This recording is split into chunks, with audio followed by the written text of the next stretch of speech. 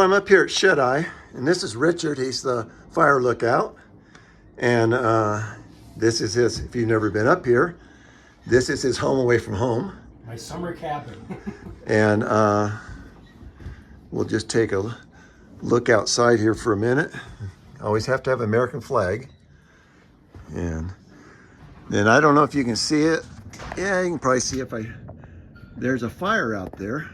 Richard thinks it's probably in wilderness. Hasn't heard anything about it yet. And then if you come over here, you can see Shaver. See if you can, Shaver's right there in the middle. Kind of hard to see. And I believe that's Millerton right down there. Still gonna be hard for you to see on a video. And you can see Hensley too sometime. There's Bass Lake right below us. So there's Bass Lake. If you can see that, can't see much of it.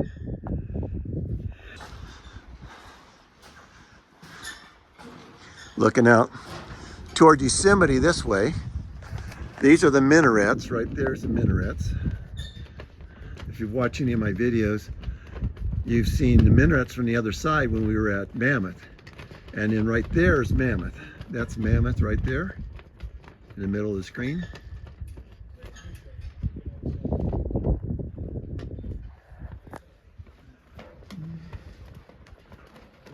Called the Osborne Firefinder. I believe it was designed back in the 30s.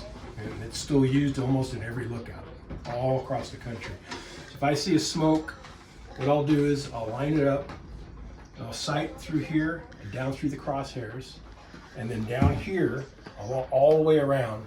It's 360 degrees. It gives me my bearing or azimuth reading. And then from here, we're located right in the center. Mm-hmm. And 1 inch is 2 miles, so it goes out 20 miles. So I'll start writing down on here. I'll get my bearing first, then my distance from the tower out, and then I'll give a geographical location, and then I'll get on the radio and call dispatch. Give them the coordinates and where I think it is, give them a description of what the smoke's doing, how big it is, and what color the smoke is. Yeah. And then they'll send the nearest resources. And a lot of times they'll send air attack out of Fresno, out of the airport, and then he'll do a recon, an aerial recon of it. You're kind of guessing. That's the toughest, by the terrain. That's the toughest part. And it's good to know all the geographical features, and then you can kind of narrow it down. And then I'll get on a bigger map and I'll get a township range and a section. All these squares, square miles, and they're all numbered sections. Yeah. So I'll get it down to a township range and then a section. I can usually get pretty close, but once they get aircraft up, they can fly right over a smoke, and if they hit a button or whatever, they can get a latitude, longitude, and they'll be almost right on. Yeah. Well, most likely they'll see the smoke as they're coming anyway. And anytime we get a big lightning storm, especially up in the high country, they'll do an aerial reconnaissance. They'll fly the whole forest. So, when are you up here? From what time to what time? Usually my season goes from May to November. It depends a lot on how much snow we got during the winter. This year, I think I took the shutters down and opened June 12th, because we had quite a bit of snow last year. And then I kind of time it just right, in the later part of the year. It's either late October, early November. Once I get that first good storm, that kind of shuts down fire season. Yeah. So I got to time it just right so I don't get stuck. Snowed in. Yeah. And I put the shutters up and close it down for the winter. Yeah. So it's a 6-month deal. Do you know when this was first built? This was built in 57. 57. Now the original tower sat right on this rock here. Yeah. I believe it was built right around 1910. Okay.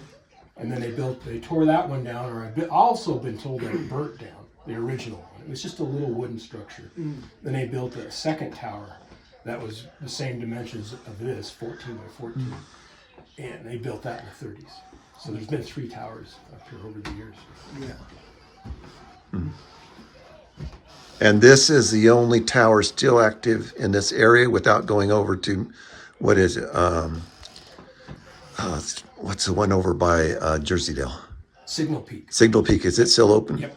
buddy's on a day off, and he's been up there for, I think this is his 17th or 18th season that he's been up there. Yeah. So yeah, it's staffed, and then Mount Tom straight across. Okay. Last year they had the road was either washed out or there was tree after tree that fell, so he wasn't up there last year, but he's up there this year. Okay. So that's the three you can see from here. It's Mount Tom, Signal, and Shuteye. Okay.